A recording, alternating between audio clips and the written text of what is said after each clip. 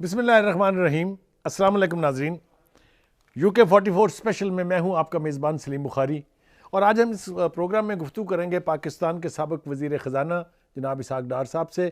वो पाकिस्तान मुस्लिम लीग नून के बड़े सरकर्दा लीडर भी हैं, और मुझे हमेशा उनसे बात करके बहुत मज़ा आता है, इसलिए कि वो बातों का जवाब दो टोक देते हैं। इधर उधर की घुमा फिरा के बात करने की बजाय सवाल की जिस्ट को समझते और फौरी तौर पर रिएक्ट करते हैं। इसहाक़ डार साहब, अस्सलाम वालेकुम। जी वालेकुम सलाम बुखारी साहब, खैरियत से हैं? मैं बिल्कुल ठीक हूँ, आप खैरियत से हैं? जी अल्हम्दुलिल्लाह जी। आज हम इस मौके से फ़ायदा उठा रहे हैं डॉक्टर साहब, आपसे बात किए हुए बहुत अरसा हो गया, और कोशिश हम करेंगे कि इस मुख्तसर वक्त में जितनी भी ज़्यादा आपकी इन इश्यूज़ के ऊपर राय हम नाज़रीन तक पहुँचा सकें। मेरा आपसे पहला सवाल यह है कि पाकिस्तान की जो मईशत है, इसके हवाले से आपकी जो भी खिदमात हैं उनका एतराफ़ करने की बजाय PTI की लीडरशिप ने आपको हदफ़ तनकीद बनाया हुआ है, और ये तक कहा कि आप जाते हुए इकॉनमी के नीचे जो है वो टाइम बम नस्ब करके गए हैं जो अब तक फट रहे हैं। How would you react to this sir? Bukhari साहब, बिस्मिल्लाहिर्रहमानिर्रहीम, नहमदुहु व नसल्ली अला रसूलिल करीम। पीटीआई का वतीरा है जी कि हर अच्छी चीज़ को बुरा कहना। दुनिया की जो आलमी अदारे हैं मालियाती, उन्होंने पाकिस्तान की पूरी इकॉनमी डॉक्यूमेंटेड है, पाकिस्तान के अंदर भी पाकिस्तान के बाहर भी। 2013 में जब हमने हुकूमत संभाली तो हमने 5 दिन में बजट पेश किया, 1 महीने में हमने IMF का प्रोग्राम साइन किया। वो प्रोग्राम हमने पहली दफ़ा पूरे 12 क्वार्टर पाकिस्तान की तारीख में तमाम 12 रिफॉर्म्स क्वार्टर मुकम्मल किए। और सितंबर 2016 में पाकिस्तान, जिसको 2013 में ये कहा जा रहा था कि ये मैक्रो इकोनॉमिक इंस्टेबल कंट्री है, ये 6 या 7 महीने में डिफॉल्ट डिक्लेयर करेगा। और तमाम बैनुल-अक़वामी अदारों ने, world bank, IMF, IBRD, IFC, Asian development bank, सब ने पाकिस्तान को एक नया डॉलर देना बंद किया हुआ था। जनरल इलेक्शन से पहले की बात कर रहा हूँ। तो आपने देखा कि एक तीन तरह से साल की हम इकोनॉमिकली कर्जगी। आइसोलेशन का शिकार थे उस वक्त। जी जी, वो अपनी परफॉर्मेंस की वजह से, वो पाकिस्तान तो डॉक्यूमेंटेड है कि पाकिस्तान उस वक्त was declared macro economic instable country. ठीक। तो वो बहुत ही हमारी यानी बड़ी सम सिचुएशन थी। हाई इन्फ्लेशन थी, लो ग्रोथ थी, इनकम स्ट्रीम बहुत कम बढ़ रही थी। तो हमने, बुखारी साहब, अल्लाह के फजलो करम से 3 साल में अपने पाकिस्तान को हम वहां ले गए मुआशी तौर पे कि जहां पाकिस्तान की हर तरफ तारीफें शुरू हो गई। ये कहा गया कि अपना एक्नॉलेज किया गया, यू नो इंटरनेशनल जितने भी मालियाती अदारे थे उन्होंने जी एक्नॉलेज किया। जी जी, अब रेटिंग आप मैं वो आपने साल में जो जो परफॉर्मेंस थी, उसके बाद पाकिस्तान को जो मेन था कि जी पाकिस्तान को ये प्रोजेक्शन के तौर पे प्राइस वाटर हाउस कूपर जो बैनुल अक़वामी अदारा है, उसने अपनी रिपोर्ट में कहा, पाकिस्तान के हवाले से बाकी मुल्कों की थी, कि जी ये 2030 तक पाकिस्तान दुनिया की 18वीं मईशत बन जाएगा। और जो ग्लोबल क्लब है G20 जिसे कहते हैं, ये उसका मेंबर हो जाएगा, जिसका ठीक। इंडिया मेंबर है ऑलरेडी। तो यानी हमारे लिए ये था कि हम पूरी कोशिश करें कि 20-30 से 2-4 साल पहले पाकिस्तान को ज्वाइन करें। तो ये तो हकीकत है, इसको ये कोई छुपा नहीं सकते। पाकिस्तान इन 5 सालों में, और खुसूसन 4 सालों में जब तक मियां नवाज शरीफ थे, पाकिस्तान ने यानी लोएस्ट इन्फ्लेशन पाकिस्तान में आ गई, महंगाई कम तरीन, इन्फ्लेशन 1% थी जो आज आप देख रहे हैं। आपका इंटरेस्ट रेट कम तरीन था, 6.25% था। आपके जो रेवेन्यू ग्रोथ थी डबल हुई 5 साल में। आपका जो स्टॉक मार्केट थी दुनिया की 5वीं, साउथ एशिया की नंबर 1 पे आ गई। आपकी करेंसी मोस्ट स्टेबल थी। जी डॉलर को जी आपने जी। कैसे स्टेबलाइज रखा था जी, मुझे ये बताएं। आज हम भुगत रहे हैं, सारा कुछ देखिए, जो है वो आपके सामने है। जब आपको याद होगा कि 1998 में जब डेटोनेशन हुई, एटमी धमाके, तो पाकिस्तान की करेंसी, मैं तो फाइनेंस मिनिस्टर नहीं था, मैं कॉमर्स मिनिस्टर था, ठीक। पाकिस्तान की करेंसी शूट करके 69 पे चली गई थी। और सरताज जी सब के बाद हफीज पाशा साहब आए, लेकिन करेंसी रुकने का नाम नहीं लेती थी। और फिर मुझे जिम्मेदारी दी गई, और अल्लाह के फजल से वो फिर 52 पे वापस आई। इसी तरह जब 2013 में आए तो ये 111 तक पहले चंद हफ्तों में गई। और फिर इसको हम वापस, शेख रशीद साहब ने कहा जी अगर ये 100 से नीचे आएगी तो मैं इस्तीफा दे दूंगा सियासत से और असम्बली से। तो हमने अल्हम्दुलिल्लाह उसको वापस हम लाए। तो बात यह है कि हमें अपने मुल्क के इंटरेस्ट देखने हैं, हमें दूसरे अदारों से डिक्टेशन नहीं लेनी। तो अनफॉर्चुनेटली कुछ हमारे मईशतदान, कह लें हमारे इकोनॉमिक एक्सपर्ट सो कॉल्ड, वो कहते थे जी कि ये अगर डॉलर को स्लाइड कर दिया जाए, जो कि जुबान थी यानी बैनुल अक़वामी अदारों की, तो आपकी एक्सपोर्ट्स बढ़ सकती हैं। आज पाकिस्तान में जो हालत है, जो रुपया जहां जा चुका है और जहां महंगाई की हालत है, लेकिन एक्सपोर्ट जो है वो हमारी 2018 तक अभी भी नहीं पहुंची। यानी ये हमारा है। आपने जो बारूद सुरंगी सुरंगे की बात की कि जी एटम, क्या आपने कहा जी, बॉम्ब लगा गए थे अंडरग्राउंड, इस तरह की आपने लफ्ज इस्तेमाल किया। जी मैंने तो कहा था कि वो बुखारी टाइम साहब, बॉम्ब्स लगा के गए आप। टाइम बॉम्ब ये एक फॉर्मर फाइनेंस मिनिस्ट्री के एक एडवाइजर होते थे, और वो आजकल तो कहीं और पढ़ा रहे हैं। जी ये और एक और साहब हैं, ये दो बंदे थे जो इंटेलेक्चुअली पाकिस्तान की आवाम को गुमराह करते रहे हैं। और ये इन्हीं के अल्फाज हैं कि जी बारूदी सुरंगे लगा गए, और ये उनके अल्फाज हैं, ना पीटीआई के, ना बाद में अडॉप्ट किए होंगे। ये वो साहब है जो कहते थे फाइनेंस मिनिस्ट्री में इन्होंने कम से कम मुझ समेत 4 फाइनेंस मिनिस्टर के साथ काम किया। ये कहते थे जी मुझे डाटा दे, मुझे बताएं कि मंदिर बनाना है या मस्जिद बनानी है। ठीक, और मुझे याद है। इनकी नाराजगी है जी, नाराजगी हमारे साथ ये थी कि जी पीआईए का डायरेक्टर, कहीं इनका नाम उस वक्त के एविएशन एडवाइजर ने बोर्ड ऑफ डायरेक्टर्स में डाल दिया, और मियां नवाज शरीफ ने इनकी बैकग्राउंड को जानते हुए काट दिया। तो उसमें ये नाराज हो गए। तो बात ये जी, हम थोड़े छोटे पैटी इश्यूज के ऊपर हम पर्सनल हो जाते हैं। मैंने तो इनको उनको उन साहब को इकोनॉमिक एडवाइजरी कमेटी में रखा था। मैं जो क्रिटिक्स थे, मैंने उन सबको रखा था अपनी economic advisory committee ministry of finance में। तो क्योंकि आप खुल के अपनी तनकीद भी सुने, अपने मशवरे भी सुने, ये कलेक्टिव विजडम तो के साथ फैसले लोग करने चलते हैं। आसान हो जाते हैं तो और सही फैसला कर पाता है जी आदमी। जी जी, ये तो ये मेरा ख्याल है, हमें ऐसी चीजें जो है जी वो हमने देखी है कि अल्लाह का फजल है कि जी पाकिस्तान एक टेक ऑफ करती मैशत थी। 5.8% पे इसकी जीडीपी ग्रोथ चली गई थी, और हम एम कर रहे थे 7-8% लेके जाने के लिए। लेकिन आपने देखा कि 2016 से जो पाकिस्तान में पोलिटिकल इंस्टेबिलिटी, मैं कहूंगा जो इंट्रीग्स हुई, डॉन लीग की इंट्रीग हुई, फिर पनामा लीग की इंट्रीग हुई, फिर नवाज शरीफ को घर जाना पड़ा, उससे पाकिस्तान की मैशत को बहुत नुकसान पहुंचा है। सी पैक का मंसूबा जो जी है वो आपकी हुकूमत का एक बहुत बड़ा मंसूबा था। किसी ने इसको विसल ब्लोअर कहा, किसी ने इसको गेम चेंजर कहा।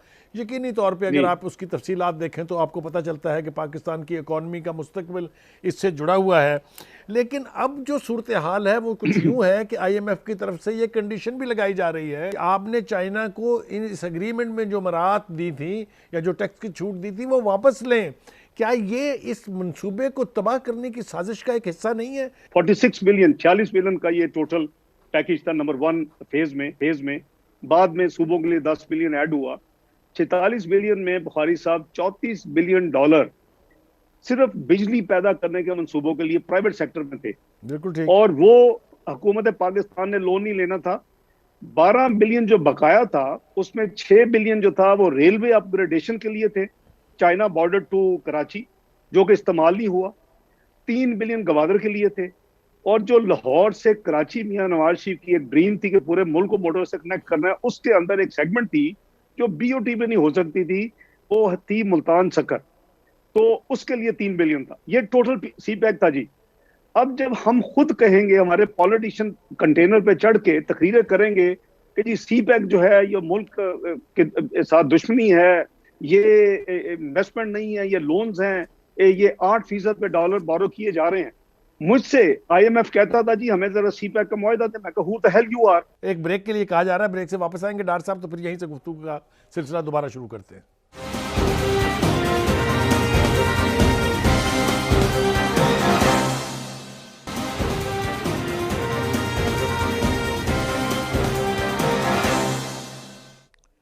Welcome back after the break. अब आगे पीटीए की हुकूमत, हमारे दोस्त चले गए IMF को मुआहदा करने। पहले एक साल तो फैसला नहीं हो सका, खुदकशी करनी है कि IMF के पास जाना है या दोस्तों के पास जाना है। सर चले गए वहां। उन्होंने कहा जनाब पहले तो सी पैक की तफसील देना हमें। आप कहते थे कर्जे इनको देनी पड़ी। उसके बाद कहा जी सर ये 8% नहीं, वो तो अब जो कि फाइनेंस मिनिस्ट्री में हमारे दोस्त आ चुके थे, और जो चेक किया था वो 2% थी। तो इनको वो भी फिर वाशिंगटन में बयान देना पड़ा कि जी उसकी जो कॉस्ट है 2% है। मतलब इसहाक डार को एंडोर्स किया हमारे मेरे बाद आने वाले पीटीआई के वजीर खजाना ने कि जी 2% कॉस्ट है। कि हम अपने मुल्क को जब इस तरह का सियासत, घटिया सियासत करते हैं, तो उसके नतायज फिर यही होते हैं। तो मैं समझता हूं कि हमें एज ए सॉवरन कंट्री इस तरह झुक नहीं जाना चाहिए। हमने भी प्रोग्राम किया, पाकिस्तान की तारीख में एक प्रोग्राम हुआ है बुखारी साहब जो मुकम्मल हुआ है IMF का। ये 12 क्वार्टरली रिफॉर्म्स होते हैं जो आप एग्री करते हैं। ठीक। हमने एक भी मिस नहीं किया। हमने प्रोग्राम पहली दफा तारीख में मुकम्मल किया, और एमडी जो है आईएमएफ की, उसने पाकिस्तान में विजिट किया। उसके जो नंबर 2 थी, जो आजकल finance minister Shri Mulani Indonesia की, उसने विजिट किया। जो उसकी सक्सेसर थी, उसने, जो आजकल आईएमएफ की एमडी है, उसने विजिट किया।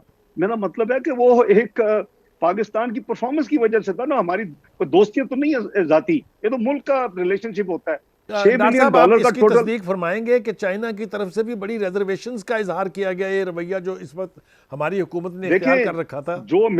जो मेरी इतलात हैं, क्योंकि 46 बिलियन के बाद जब सूबे ने कहा मियां नवाज शरीफ को कि जी आप हमारे लिए भी स्पेशल, मतलब कराची में कराची सर्कुलर रेलवे का जापान का ओरिजिनल था, लेकिन उन्होंने नहीं किया, तो आप हमें चाइना से दिलवाएं। खैबर पख्तूनख्वा ने कहा हमें छोटे डैम्स के लिए, फिर एजेके ने कहा, फिर ये अपना पंजाब में मियां शहबाज शरीफ ने कहा ऑरेंज ट्रेन के लिए, तो मियां नवाज शरीफ ने फिर उनसे दोबारा बात की, और 10 बिलियन का पैकेज एक और तय हुआ, ऐड यानी हुआ टोटल उसमें। 56 बिलियन तो उसमें ऐड हुआ। तो बात यह है कि जब पाकिस्तान में ये सारी बातें हुई, तो जो चाइना ने इनिशियली जो फाइनेंसिंग की, वो मेनली प्राइवेट सेक्टर में है। मैंने आपको बता दिया कि यह गवादर का पब्लिक सेक्टर में इस्तेमाल हुआ 3 बिलियन, या 3 बिलियन जो है कराची लाहौर मोटरवे में सखर मुल्तान सेगमेंट के लिए हुआ। जी जी। तो वो उन्होंने अपना, मेरी इतला ये है कि हाथ खींच ली, और कुछ रिस्पॉन्सिबल चाइनीज जो है वहाँ के सेटअप में जो एडवाइजर हैं पाकिस्तानी लोग, और जो उन्होंने मुझे लंदन में बताया कि वो बहुत ही अपसेट है, जो कुछ पाकिस्तान उसको बदनाम किया गया और जिस तरह उसके खिलाफ कैंपेन की गई। अब ये हुकूमत भुगत रही है, और हम भुगत रहे हैं, पाकिस्तान भुगत रहा है। ये तो हो गया जी मेगा प्रोजेक्ट के हवाले से गुफ्तगू। अब आ जाए जरा थोड़ा सा जी महंगाई का तूफान जो आवाम के लिए अजाब बना हुआ है, इसकी वजूहात भी आप मुझे बताएं, और आप मुझे बताएं कि जो कंटेनर पर खड़े होकर इतने लंबे चौड़े दावे और वादे किए गए थे, और हर एक के आगे एक यू टर्न खड़ा हुआ है, अवाम जाएं तो जाएं कहाँ? गरीब आदमी की ज़िंदगी का आप तो तसव्वुर कर सकते हैं, क्योंकि आपने मुल्क के इतने बजट बनाए। देखें बुखारी साहब, इसमें मोटी मोटी 4-5 चीजें हैं, मैं आपके तवज्जो से अर्ज कर देता हूँ। जी जी। एक तो यह है कि इन्होंने हमने 5 साल में पाकिस्तान की तारीख में टैक्सेस कलेक्शन को डबल किया था, 1940 अरब से 3850 अरब। ठीक। इन्होंने इन्होंने कहा था, अवाम से कमिटमेंट की हुई है, आप अपना रिकॉर्ड चेक कर लें, सब टेलीविजन में मौजूद है, लाइब्रेरीज में, कि इन्होंने कहा था मैं 1 साल में 8,000 अरब पाकिस्तान का डबल करूंगा। यानी पीएमएलएन ने डबल, ये अभी तक 3 साल में ये वो हदफ पूरा नहीं कर सके। पहला साल कोई इंक्रीज नहीं, बल्कि 23 साल के बाद डिक्रीज थी 12 बिलियन की। दूसरा साल थोड़ी सी इंक्रीज, वो भी टेम्पर करके, कि 100 बिलियन के जो टैक्स रिफंड जो कि एफटीआर को देने चाहिए थे, वो सप्लीमेंट्री ग्रांट के तौर पे मिनिस्ट्री ऑफ फाइनेंस ने अपनी तरफ से दे दिए। अगर 100 बिलियन वापस करेंगे, और जो अभी रिफंड देने वाले थे 70 बिलियन, तो आपको पता चलेगा कि वो भी दूसरा साल भी जीरो परफॉर्मेंस। अभी कुछ ये इस साल कोई 6-7% की इंक्रीज दिखा रहे हैं, अल्लाह करे कि इंक्रीज हो। एक इनका वो मसला था। दूसरा इनका मसला था कि हम एक्सपेंडिचर को कंट्रोल करेंगे। आपको याद होगा जी जी। कि जी 2 लोग होंगे, साइकिल पे ही इन्होंने ऑफिस जाना था, प्राइम मिनिस्टर हाउस कुछ नहीं होना वो था, साइकिल आपकी से तो अब भैंसें हेलीकॉप्टर बेचती। पे आते हैं ना जी दफ्तर। जी जी, पाकिस्तान में शायद दुनिया में एक वाहिद जो प्राइम मिनिस्टर है जो हेलीकॉप्टर पे अपने ऑफिस में आता है। बाय द वे, ये भी है, हम इतने अमीर मुल्क हैं, एक वाहिद एक प्राइम मिनिस्टर पाकिस्तान का वाहिद प्राइम मिनिस्टर जो दुनिया में कोई और प्राइम मिनिस्टर का दफ्तर नहीं आता। ठीक। बहरहाल, ये अपने एक्सपेंडिचर कंट्रोल नहीं कर सके। रेवेन्यू की तरफ 0% वर्चुअली इंक्रीज पहले 2-2.5 साल में, और एक्सपेंडिचर जो है उसमें करीबन, मैं अर्ज करता हूँ क्योंकि इन्होंने वो जो वादे किए थे, और फिर कहा था 10,000 अरब का कर्जा हम कम करेंगे। आपको याद होगा जी कि जी, जो याद है। डेट था जो 24,900 बिलियन था, 1,900 बिलियन स्टेट बैंक में अभी अनयूटिलाइज पड़ा था, 23,000 था एक्चुअली, 25 ठीक। गिन लेते हैं, चलो 24,900।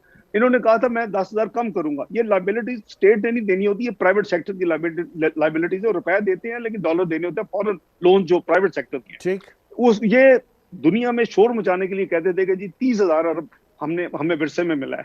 अब ये दोनों अकाउंट में जब आप कंपेयर करेंगे तो इन्होंने तबाह कर दिया। जो 25,000 से बिलियन से कम था, मैं अभी डिपॉजिट 1,900 अरब नहीं ले रहा, वो अभी 36,500 रुपए पहुंचा दिया। यानी 11,500 अरब में पाकिस्तान की तारीख में सबसे ज्यादा इंक्रीज अगर किसी हुकूमत ने, यानी 74 साल का एक तरफ, 40% इन्होंने 2 साल चंद महीनों में ऐड कर दिए। जो 30,000 अरब का ये पब्लिक डेट एंड लाइबिलिटीज की बात करते थे, वो ये ले गए हैं करीबन 45,000 अरब पे, और उसमें 15,000 का इजाफा कर दिया। वहां ये अब खुद ही फंस गए, क्योंकि इन्होंने सारी दुनिया में, अमेरिका में जाके तकरीर की। तो बात यह है कि वो 10,000 अरब का जो कम करना था वो भी नहीं कर सके। फिर इन्होंने जो इंटरनेशनल अदारों को प्रोजेक्शन दिए हैं, जो मुझे मेरे पास एक्सेस है, ये आवाम को कौम को तो नहीं बताते, ये उनको लिख के दे चुके हैं कि हम 5 साल में पाकिस्तान का जो पब्लिक डेट है, जो 25,000 से कम अरब था, वो हम करीबन 49,000 बिलियन पे ले जाएंगे। ये लेटेस्ट प्रोजेक्शन इन्होंने खुद दी हुई है, डबल यानी कर देंगे। तो इसके साथ आपने देखा कि रुपए को बेकदर कर दिया। कदर बेकदर इसलिए किया कि 2-3 जो हमारे अपने इंटेलेक्चुअल जो आई वुड से डिसऑनेस्टी थी कुछ लोगों की, वो आके जब टीवी पे कहते रहते थे कि ये पकड़ा हुआ जी डॉलर को 150 पर इसहाक डार आगे नहीं जाने देता, इस वजह से एक्सपोर्ट्स रुकी हुई हैं। अब मुझे बताएं कितनी एक्सपोर्ट्स बढ़ी हैं जी। कर्जे को में हमने करीबन 20 से 25 बिलियन डॉलर की हिट ले ली है विदाउट टेकिंग $1 एक्स्ट्रा कर्जों में। सिर्फ डिवेल्यूएशन की वजह से हमें करीबन 3,000 अरब की दस पड़ चुकी है। और दूसरी तरफ हमने एक्सपोर्ट्स भी अभी हमारे यहाँ जहां हमने छोड़ी थी वहां भी नहीं पहुंचे, यानी उसमें भी कमी आ चुकी है। तो ये फिर इन्होंने इंटरेस्ट रेट बढ़ा दिए, जो हमने 6.25% पे छोड़े थे वो ये 13.25% पे ले गए। ये तो कोरोना की वजह से 7% पे आए हैं, लेकिन करीबन 1 साल बुखारी साहब 13.25% पे डॉलर बोरो होते रहे इस मुल्क में। ये क्रिमिनल एक्ट है जिसको हॉट मनी कहते हैं। ये डॉलर लेते थे, उसके बदले में 3 महीने का ट्रेडी बिल देते थे, वो 3 महीने के बाद वो फिर कन्वर्ट करते थे, अपना प्रॉफिट ले जाते थे और फिर दोबारा वही डॉलर दे देते थे। वो अभी इन्वेस्टिगेशन बाकी है। तो बात ये है कि जो आपने महंगाई की बात की है, ये मैन मेड महंगाई है पाकिस्तान में। इन्होंने जो डिवेल्यूएशन की उसकी वजह से है, जो इंटरेस्ट रेट आसमान पे लगे उसकी वजह से है, और इनकी इंटेंशन नहीं है। इनके माफिया तो अंदर बैठे हुए हैं। जो चीनी हम 300 अरब की साल में बेचते थे वही क्वांटिटी 600 अरब की बिक रही है। जो आटा 900 अरब का बेचते थे वो ही क्वांटिटी 1800 अरब में पाकिस्तान में बिक रही है। जो बिजली हम आवाम को 1,000 अरब में देते थे वही बिजली अब 2,000 अरब में ये बेच रहे हैं। यानी हजारों अरब आवाम की जेब से निकल रहे हैं। आपकी गुफ्तगू का कीवर्ड डॉक्टर साहब, आपकी गुफ्तगू का कीवर्ड ये हुआ कि ये कोई इनएविटेबल महंगाई नहीं है, बल्कि ये जिम्मेदारी इस हुकूमत उसकी पॉलिसियों की है। आपसे गुफ्तगू का सिलसिला जो है वो जारी रखेंगे। एक ब्रेक के लिए कहा जा रहा है, ब्रेक से वापस आएंगे डॉक्टर साहब, तो फिर यहीं से गुफ्तगू का सिलसिला दोबारा शुरू करते हैं।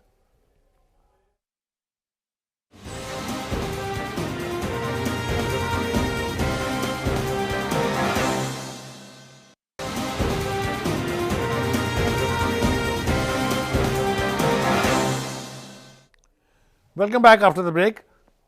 डॉक्टर साहब ये फरमाइएगा कि आपने जो गुफ्तगू की अब तक, उससे मेरे ख्याल से तो अवामुन नास को पता चल जाना चाहिए कि अच्छी और बुरी पॉलिसियों के क्या फ़ायदे और क्या नुकसान होते हैं। मुझे ये बताइएगा कि स्टेट बैंक की खुद मुख्तारी के हवाले से आजकल एक नई दरफुंतनी छोड़ी गई है, जरा इस पर तो एजुकेट कर दीजिए हमारे लोगों को। मैं अर्ज करता हूँ जी, जो आपने सवाल ब्रेक से पहले किया था, सिर्फ एक लफ्ज एक सेंटेंस कहूंगा जी प्लीज। करीबन पाकिस्तान के जो टैक्सेस कलेक्ट होते हैं 4,000 अरब के करीब लगभग, जो इनका दूसरा साल हुआ है उससे कम है।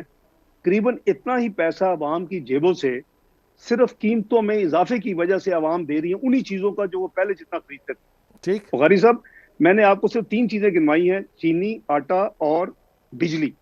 आप बाकी चीजों का लगा लेंगे, आपकी जो दालें हैं, आपके जो दूसरी चीजें हैं, जो डेली यूज की गरीब चीज ऐसी नहीं है जी जो एसेंशियल अद्वियात को नहीं छोड़ा। और बदकिस्मती ये है कि इंटेंशन और विल नहीं है, उसको चेक नहीं किया। हमारे जमाने में 15% दवाइयों की कीमतों में एक दफा इजाफा हुआ था। मुझे याद है कि मियां Nawaz Sharif got very upset. मैंने इकोनॉमिक कोऑर्डिनेशन कमेटी की मीटिंग बुलाई और उसमें 72 घंटे के अंदर वो जो इजाफा था वापस करवाया। तो हुकूमत कोई भी हो, उसकी बहुत ज्यादा इजाफी जिम्मेदारी है कि वो मेक श्योर करे कि इस तरह की चीजों में जो रोजमर्रा की अशिया हैं उसमें कोई लूट मार न करे। अब जब माफिया आपके अंदर हो, जिसने आपको 20 साल से ज्यादा फाइनेंस किया हो और उसके आपने कर्ज चुकाने हो, तो फिर यही होगा कि जी 300 अरब चीनी में चोरी होगी, 900 अरब आटे में चोरी होगी, दवाइयों में फ्यू 100 बिलियन चोरी होगी, फिर आपके बिजली में चोरी। ये चीजें जो है ये हुकूमत वक्त की जिम्मेदारी है। तो मेरा मतलब है कि वही आज भी मिल ओनर्स हैं, वही लोग हैं, लेकिन इनके जमाने में पूछने वाला कोई नहीं था। इसके अलावा जो ईसीसी के अलावा जो हर महीने जहां हम अर्करेजी करते थे कीमतों की, आवाम के इंटरेस्ट को वॉच करते थे, एक कमेटी हमने बनाई थी, नेशनल प्राइसिंग मॉनिटरी कमेटी। ठीक, वो उसका काम ही सिर्फ ये था, मैं उसका चेयरमैन था। उसका तमाम जो सूबाई फूड डिपार्टमेंट्स हैं, जो फूड सेक्रेटरीज हैं, जो फूड नेशनल फूड सिक्योरिटी है, जो फेडरल गवर्नमेंट और एडमिनिस्ट्रेशन के अदारे हैं, उसके मेंबर्स थे। तो हम तो अल्लाह के फजल से मैं तो छोड़ता नहीं था किसी को। हम करीबन 34 मार्केट्स का डाटा आता था हर महीने, और जहां डिफरेंस होता था, आपको याद होगा कि एक दफा ये लोग देखिए जी, माफियाज होते हैं, वो अपना आपको एक्सप्लॉइट करते हैं। आपको याद है एक दफा आलू की कीमत कहां से कहां चली गई थी, और 70 रुपए पे चली, उनके 100 हो जाएगी। डॉक्टर मैंने साहब उनको अब तो चैलेंज किया था, सूरत मैं हाल, आपको अब तो वापस डॉक्टर साहब मैं सूरत आपको हाल ये वापस है कि लाऊंगा। प्राइम मिनिस्टर साहब जब किसी चीज का नोटिस ले लेते हैं तो अवाम सहम ये तो जाते उल्टा हैं कि हो अल्लाह जाता है। खैर करे, अब बर्बादी होने नहीं वाली जी, है। वो तो उल्टा हो जाता है। वो फिर चीनी जब नोटिस लेते हैं 60 होती है, जब कोई रिपोर्ट शुरू होती है 70 हो जाती है, जब रिपोर्ट आ जाती है 80 हो जाती है, जब कोई एक्शन नहीं होता किसी माफिया के खिलाफ तो वो 100 क्रॉस कर जाती है। तो ये इनका गवर्नेंस का स्टाइल है बुखारी साहब। और ये कोई ऐसी नहीं है कि ये कोई ओनली इनकॉम्पिटेंस की वजह मुझे से है, खुशी ये हुई है ये करप्शन बात है। आपसे सुन के कि गवर्नेंस का कोई स्टाइल है इनका, वो हमें तो यहाँ नजर नहीं आता, पाकिस्तान हाँ उस पर सॉरी, आ आपने, जाइए। मैं माफी चाहता हूँ। स्टेट बैंक के हवाले से देखें, ये जो हम पाकिस्तान के अंदर एक अलहदा स्टेट नहीं बन सकती। स्टेट ये विद जो इन स्टेट आज आप इन्होंने, फरमा रहे हैं। जी जी जी जी, ये जो खुद मुख्तारी वाला ना, ये कुछ बैरूनी कुफ्तों की, बैरूनी जो है बैन अवी अदारों की, ये बड़ी पुरानी विश लिस्ट है। और हमसे तो नहीं करवा सके, क्योंकि हम डिक्टेशन नहीं लेते थे। हम तो जब सीता की तफसील बन who the hell you are, हमें कहते थे इतना रुपए डिवैल्यू कर, मैंने कहा आप कौन लोग हैं भाई, हमारा प्रोग्राम तय है, हमने हमने उसके अंदर रहना है, तो आप हम परफॉर्म कर रहे हैं, तो आप ये अनफॉर्चुनेटली ये कदम ये लेने जा रहे हैं, जो आज मुझे पता चला है कि इन्होंने, कैबिनेट ने अभी अप्रूव कर दिया है, और ये बिल अब ले होगा नेशनल असेंबली में। ये प्रायर एक्शन है, इनको डिक्टेट किया गया है आईएमएफ की तरफ से कि आप ये काम करेंगे तो हम फिर आपसे प्रोग्राम जो सस्पेंडेड है पिछले साल से, 1 साल से ज्यादा अरसा हो गया, उसको हम दोबारा आपसे बातचीत शुरू करते हैं। ये इतना, डॉक्टर साहब मैं इतनी सिर्फ आपके साथ मफलूज मिलकर दुआ हुकूमत। ही कर सकता हूं कि खुदा करे कि ये कोई ऐसा फैसला ना करें जिससे पाकिस्तान के एक इतने बड़े स्टेट इंस्टीट्यूशन की खुद मुख्तारी जो है वो कंप्रोमाइज़ हो जाए। उसको नहीं जी, ये नहीं उसने जो नहीं, अगर फैसले इन्होंने ये करना, मुल्क के बुखारी मुफाद में साहब, करने होते हैं वो किसी बाहर की एजेंसी या किसी इंटरनेशनल इंस्टीट्यूशन के लिए ना करे फैसले। बुखारी साहब, ये जो आज इन्होंने जो कुछ यानी असेंबली में लाने के लिए, बिल पेश करने के लिए जो ड्राफ्ट मंजूर किया है काबीना ने, ये तबाही का रास्ता है। ये ये तो फिर अगर यही करना है तो मेरा ख्याल है कि स्टेट बैंक के इर्द गिर्द कॉर्डन ऑफ करके एरिया को, और उसको लिखने के ये फॉरेन टेरिटरी है। भाई आप अपना कह रहे हैं कि फाइनेंस मिनिस्टर का कोई रोल नहीं होगा। आप जिसने जिसने पाकिस्तान की फिजिकल मॉनेटरी पॉलिसी का जो जिम्मेदार है, आप कह रहे हैं कि सेक्रेटरी फाइनेंस उसका बोर्ड का मेंबर नहीं होगा। ये कौन सी नई चीजें हैं? आप इस अदारे को कह रहे हैं कि इसकी कोई अकाउंटेबिलिटी नहीं होगी, इसको नैब या एफआई टच नहीं कर सकेगा। मैं तो यानी पजल्ड हूं कि हम क्या किधर जा रहे हैं। और अगर इन्होंने ये, आप सबसे पहले तो हम पार्लियामेंट में जब तक है इस बिल को, हम इसकी भरपूर मुखालफत करेंगे। ठीक। और नंबर 2, अगर इन्होंने इस बिल को किसी वजह से, किसी बुलडोज करके जो इनके स्टाइल हैं, पास करवा लिया, मैं आपके इस प्रोग्राम की वसातत से आपको मैं कमिटमेंट कर रहा हूं कि इसमें से जो बेशतर मेजॉरिटी, ओवरवेलमिंग मेजॉरिटी जो अमेंडमेंट्स हैं, हम वो एक्सेप्टेबल नहीं है, हम उसको रिवर्स करेंगे। अगर अल्लाह ने हमें हुकूमत दी, हम उसको रिवर्स करेंगे। ये मैं आपसे वादा कर रहा हूं आपके व्यूअर्स के साथ। भाई आप मुल्क का जो सेंट्रल बैंक है, आप यानी वो अपने विंस में चलाएगा मॉनेटरी पॉलिसी, वो पाकिस्तान में जो मर्जी अवाम की तबाही हो जाए और वो फैसला करेगा। वो कौन है? ठीक, बिल्कुल वो आपने दुरुस्त फरमाया। पाकिस्तान के पूरे सेटअप का हिस्सा है। जी डॉक्टर साहब, अब चूंकि वक्त हमारे पास जो है वो बहुत लिमिटेड है, और वो बाहर से डिक्टेशन लेगा। अगर वॉइस आप रॉय होगा, डिक्टेशन बाहर से लेगा। अगर आप ये नहीं इजाजत है, दें। ये एक्सेप्टेबल नहीं है। जी बिल्कुल ठीक कहा आपने कि मुल्क के फैसले करने वाले अदारे जो हैं वो मुल्क के मुफाद करने चाहिए। गैर मुल्की जो अदारे हों या इंटरनेशनल इंस्टीट्यूशंस हों, उनकी मर्जी के मोहताज नहीं होने चाहिए। बिल्कुल दुरुस्त फरमाया आपने। मेरे ख्याल से चूँकि वक्त की कमी है थोड़ी सी, तो थोड़ा सा आप सियासत की तरफ अगर रुख करें हम, डॉक्टर साहब अगर आप इजाज़त देंगे तो। पीडीएम में पीपल्स पार्टी के आसिफ जरदारी ने नवाज शरीफ की वतन वापसी को इस्तीफों के साथ मुंसलिक कर दिया।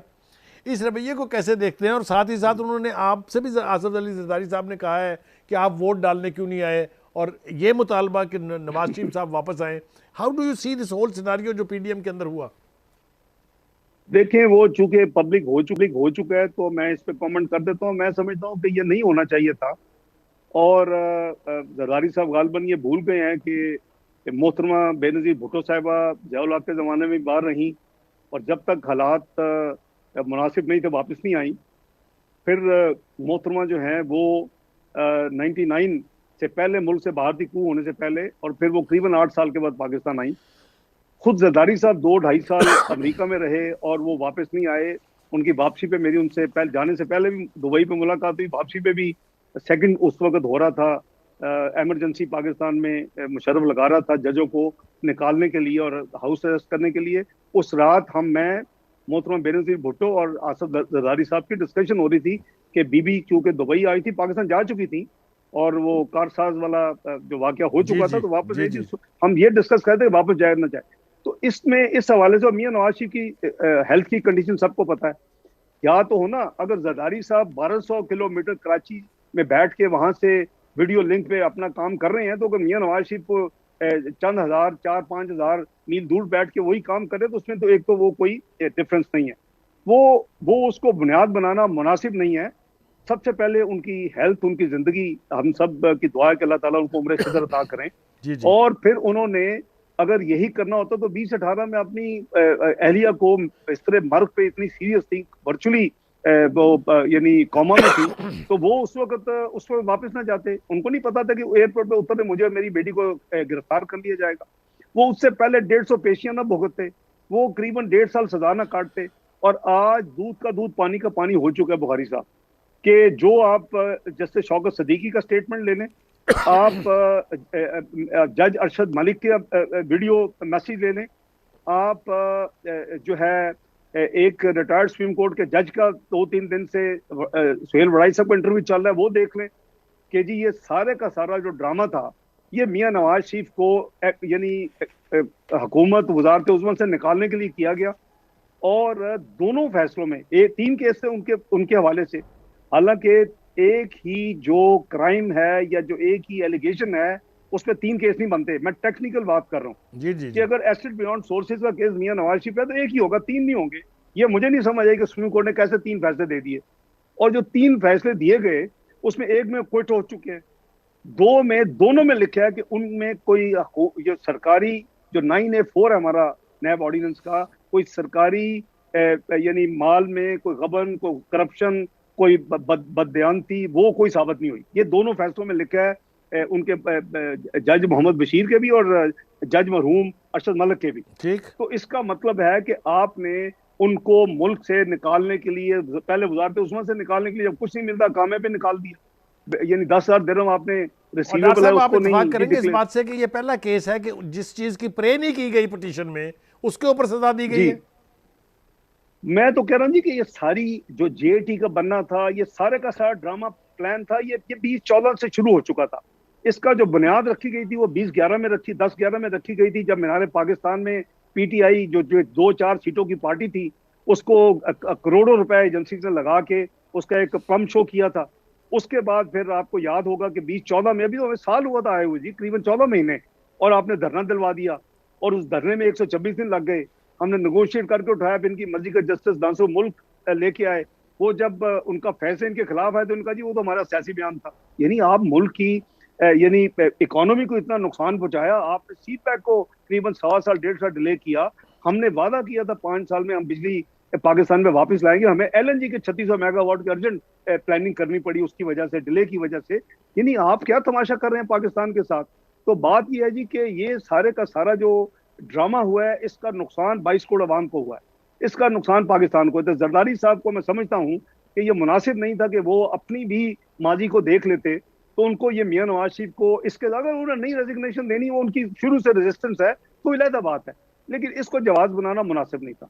दूसरी जो बात की कि मेरे वोट की बात है, वो मेरा ख्याल है कि बड़े इन्फॉर्म्ड होते हैं और बड़े अप टू डेट होते हैं। वो गालबन भूल गए कि 2018 में साकिब निसार ने जहां इतनी कारस्तानियां की पाकिस्तान में, वो एक ये भी थी कि मेरा जो नोटिफिकेशन था यानी इसका सेनेट में मेंबर सेनेटर री इलेक्ट होने का 2018, उसको सस्पेंड करके हुए। फिर उसी चंद महीनों में मेरा पासपोर्ट जो वैलिड था वो उसको कैंसिल कर दिया। दूसरी तरफ मुशर्रफ का एक्सपायर्ड पासपोर्ट उन्होंने वो जो उसको रिन्यू करवाया। मेरे घर को इस हुकूमत ने टेक ओवर कर लिया। मुशर्रफ का जो घर था उसको साकिब निसार ने कहा जी खुला के वो तैयारी करें, उनकी सफाइयां करवाएं नईम बुखारी साहब। ये इस मुल्क में जो डायकॉटमी है ये नहीं चलेगी। एक ब्रेक के लिए कहा जा रहा है, ब्रेक से वापस आएंगे डॉक्टर साहब तो फिर यहीं से गुफ्तगू का सिलसिला दोबारा शुरू करते हैं।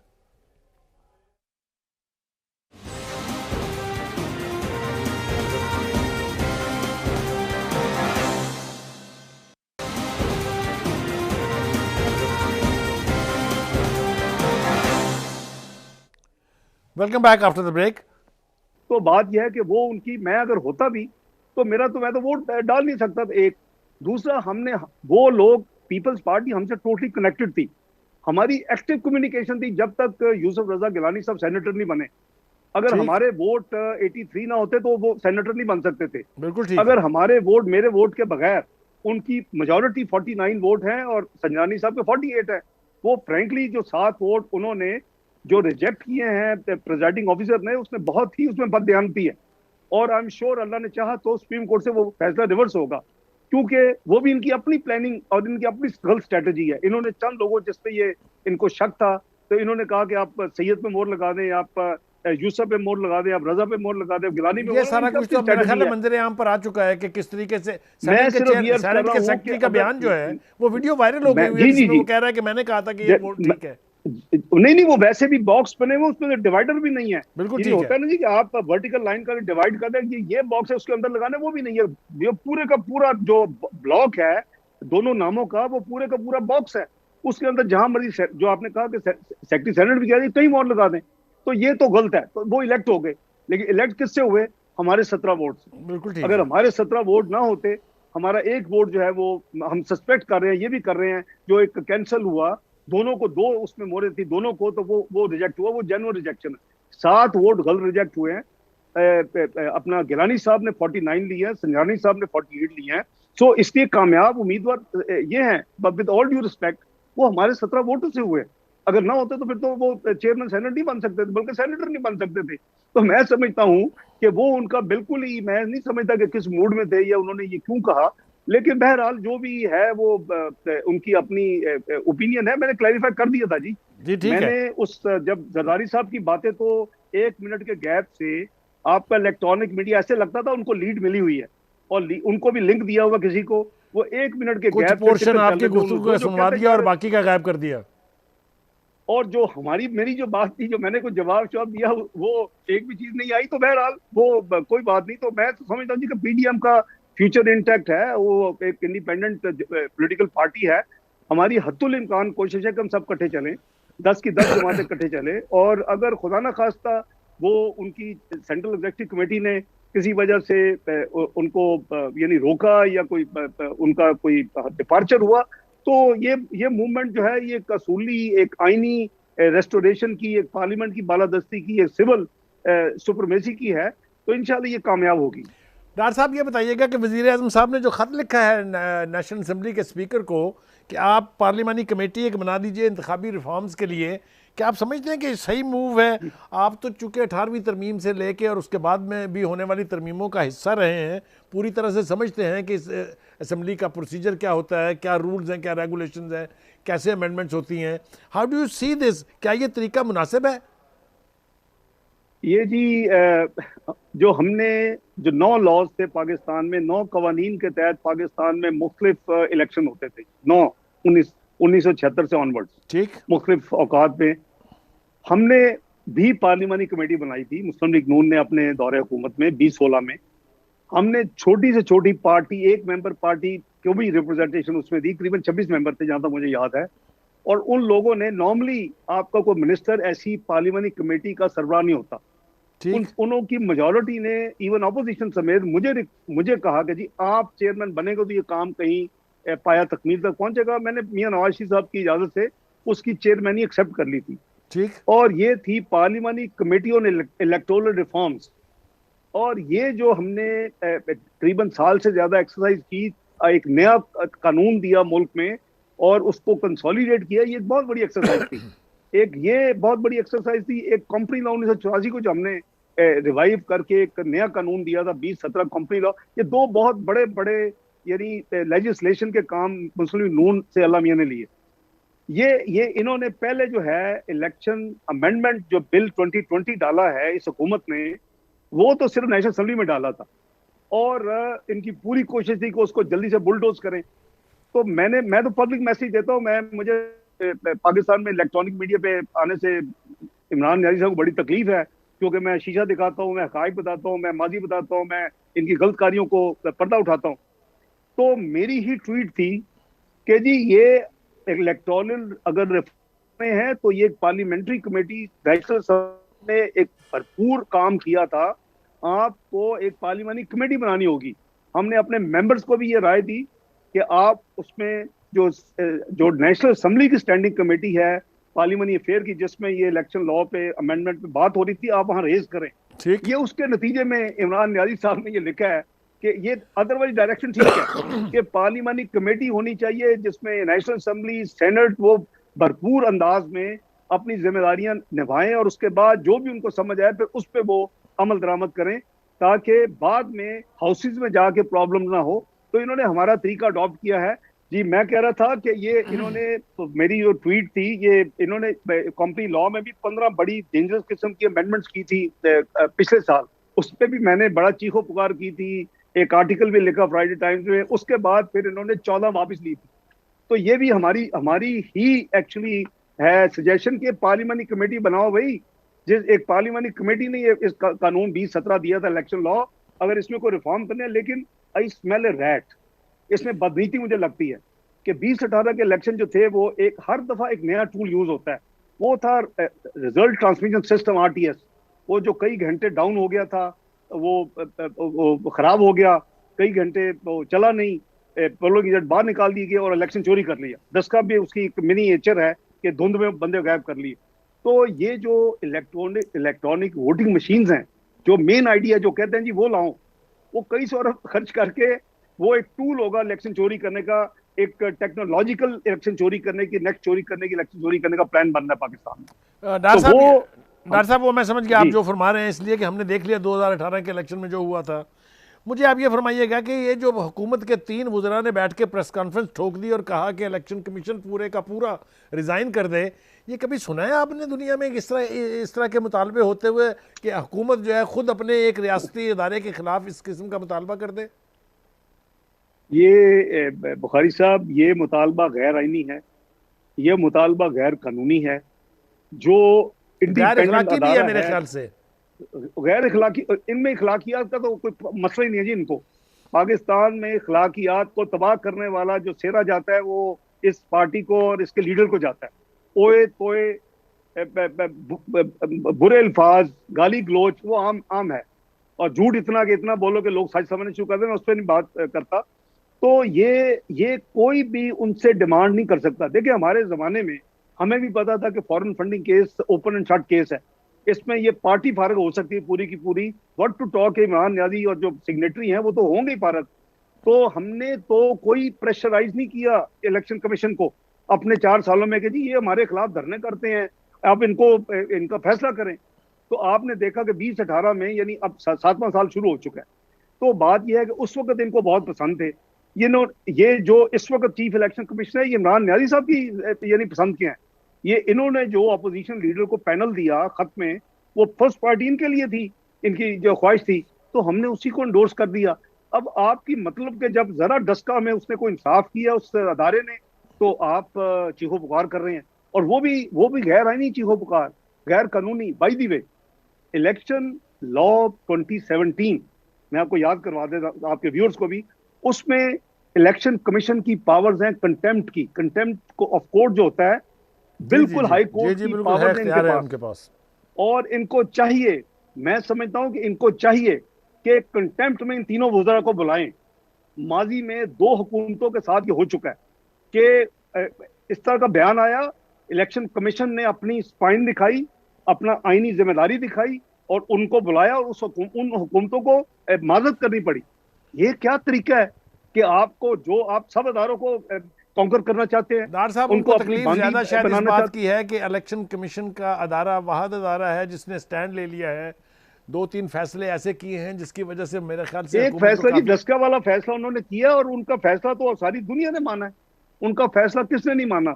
और ये उस फैसले को देख के और आगे, चूंकि मेरा ख्याल है जी ज्यादा परेशान है फॉरेन फंडिंग केस में, ये 7 दफा छुप चुके हैं पिटीशन और रिट करके उसके खिलाफ, और स्क्रूटनी कमेटी को 2018 में ये हुक्म था अपना एपेक्स कोर्ट का कि 1 महीने में फैसला करें। आज 3 साल हो गए। स्क्रूटनी कमेटी जो है ये रॉकेट साइंस नहीं है, ये तो यानी दिनों का काम है किसी फॉरेंसिक ऑडिटर का कि ये बता के सारा कटा चटा सामने रख दे। लेकिन चूंकि ये गिल्टी हैं, वो तो मेरे ख्याल से डार साहब मोस्ट आपने लाइकली फरमा दिया कि ये तो ओपन एंड शट केस है। आखिरी सवाल मैं आपसे ये पूछना चाहूंगा कि आप समझते हैं, चूंकि आप बहुत करीब हैं नवाज शरीफ साहब के भी, कि पीडीएम अभी भी एक इफेक्टिव फोरम मौजूद है बावजूद इसके कि पीपल्स पार्टी ने जो कुछ किया? जी, मैं बिल्कुल समझता हूँ जी कि ये एक इफेक्टिव फोरम है, एक असूली इसने अपना जिम्मेदारी उठाई हुई है। इसका देखें जी, है क्या पीडीएम? पीडीएम हर पार्टी का अपना मंशूर है, हर पार्टी की अपनी सोच है, हर पार्टी की अपनी फॉलोइंग है, हर पार्टी का अपना एक रोड मैप है। ये बेसिकली जो जो कोर इश्यूज पे इकट्ठा हुआ है वो क्या है कि जी सिविल सुप्रीमेसी हो, वो पार्लियामेंट की बालादस्ती हो, सब तमाम अदारे आइन के अंदर रह के अपने हल्फ के तहत अपना काम करें, कोई लेग पुलिंग ना हो, कोई इंटरवेंशन ना हो, यही है ना जी। और मैंने इस पीडीएम की मीटिंग में एक ऐड किया है। मैंने कहा अगर ये चीजें आप करेंगे ये काफी नहीं है।